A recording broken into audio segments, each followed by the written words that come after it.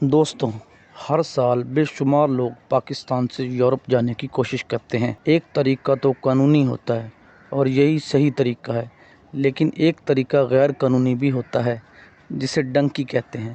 یہ لفظ ڈونکی ہے، لیکن اسے ڈنکی ہی کہا جاتا ہے۔ اس ویڈیو میں آپ اسی خطرناک سفر کے متعلق جانیں گے۔ دوستوں، ڈنکی کے ذریعے یورپ جانے کا روٹ پاکستان سے ایران، ایران سے ترکی، ترکی سے یونان اور اٹلی ہے۔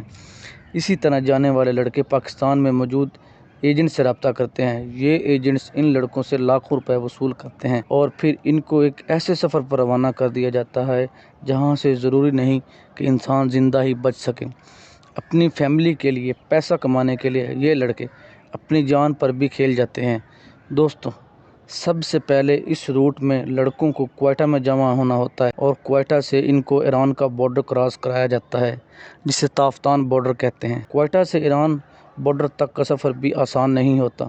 لوگوں کو ایک اوپن ڈالے میں بٹھا دیا جاتا ہے جس میں لوگ بھرے ہوتے ہیں۔ یہ ڈالا دشوار راستوں پر اتنی سپیڈ سے چل رہا ہوتا ہے کہ بعض دفعہ تو اندر بیٹھے لڑکے نیچے گر کر زخمی بھی ہو جاتے ہیں۔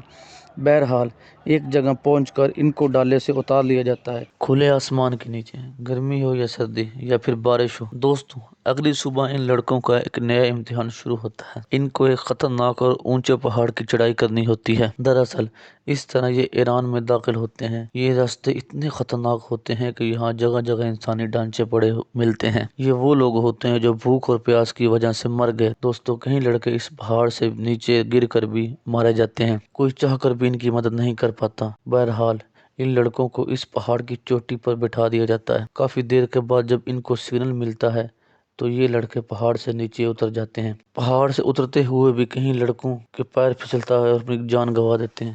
دوستوں، پہاڑ سے اتر کر یہ لوگ ایران میں داخل ہو چکے ہوتے ہیں۔ ایک طرف ایرانی فورسز کا ڈر، دوسری طرف شدید بھوک، پیاس اور سفر کی تھکان۔ یہاں سے کبھی ان کو ایک ڈالے میں لوڈ کر دیا جاتا ہے اور کبھی ان کو ایک ٹیکسی کی ڈگی میں چھپا دیا جاتا ہے، جہاں ایک ڈگی میں تین لڑکے موجود ہوتے ہیں۔ وہاں ان لڑکوں کا سانس لینا بھی مشکل ہو جاتا ہے۔ کچھ لڑکے تو ادھر ہی بے ہوش ہو جاتے ہیں۔ بہرحال اس کے بعد یہ ایران کی ایک جگہ پہنچتے ہیں جہاں سے ان لڑکوں کو 5 سے 4 گھنٹے پیدل سفر کرنا ہوتا ہے۔ دوستوں، اس کے بعد کہیں گاڑیاں تبدیل کر کے یہ لوگ ایران کے شہر تہران پہنچ جاتے ہیں اور وہاں سے ان کو ترکی کا بارڈر کراس کروایا جاتا ہے۔ یہ کام بھی بہت مشکل ہوتا ہے، یہ سفر بھی بہت مشکل ہوتا ہے۔ ترکی ایران بارڈر پر فوجی پہرا دے رہے ہوتے ہیں، اس لیے ان لوگوں کو بھاگ کر بارڈر کراس کرنا ہوتا ہے۔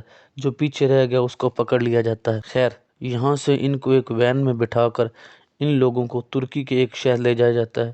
یہ سفر 12 گھنٹے کا ہوتا ہے۔ اس کے بعد ان کی تصویریں لی جاتی ہیں اور ان کے ایجنٹس کو بھیج دی جاتی ہیں کہ یہ لوگ یہاں تک پہنچ چکے ہیں۔ یہاں سے یہ اونچے پہاڑ کراس کر کے سمندر کے کنارے پہنچ جاتے ہیں، جہاں یہ لوگ چھپ کر بیٹھ جاتے ہیں، جہاں سے ان کو ایک اور گاڑی میں لوڈ کر کے ایک گاؤں میں اتار دیا جاتا ہے۔ اس گاؤں سے پھر لوگوں کو 5-6 گھنٹے پیدل چلنا پڑتا ہے۔ دوستوں، کیونکہ یہ لوگ غیر قانونی طریقے سے ترکی میں آئے ہوتے ہیں تو ہر وقت خطرہ ہوتا ہے کہ پولیس ان کو پکڑ نہ لے۔ خیر، ترکی سے ان کو گریس اور اٹلی جانا ہوتا ہے۔ یہ سفر سمندر کے ذریعے بھی کیا جا سکتا ہے اور زمینی راستے سے بھی۔ زمینی راستے سے جانا کافی مشکل ہو جاتا ہے۔ ترکش فورسز یہاں بہت ایکٹیو ہوتی ہیں، لیکن دوسری طرف سمندری راستے سے جانا بھی بے حد خطرناک ثابت ہو سکتا ہے۔ ایسے کئی واقعات سامنے آئے ہیں جب سمندری سفر میں کشتیاں ڈوب جاتی ہیں۔ لوگوں کو چھوٹی کشتیوں پر بھی سفر کرنا ہوتا ہے۔ سمندر کی لہریں یا کوئی طوفان کسی بھی وقت جان لیوا بن سکتا ہے۔ یہ سمندری سفر بہت لمبا ہوتا ہے۔ ہر وقت یہ خطرہ ہوتا ہے کہ کہیں یونانی فورسز ان کو اریسٹ نہ کر لیں۔ سمندر کے راستے ہی یہ لوگ یونان اور اٹلی پہنچتے ہیں اور یوں ان کا یہ سفر ختم ہو جاتا ہے۔ دوستوں، کوئی نہیں چاہتا کہ وہ اپنے ملک کو چھوڑ کر غیر قانونی طریقے سے اتنے خطرناک سفر پر جائے، لیکن یہ لوگ اچھے مستقبل کی تلاش میں ہوتے ہیں۔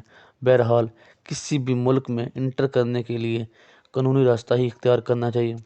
اس کے متعلق آپ کا کیا خیال ہے؟ کمنٹ سیکشن میں ضرور بتائیے گا۔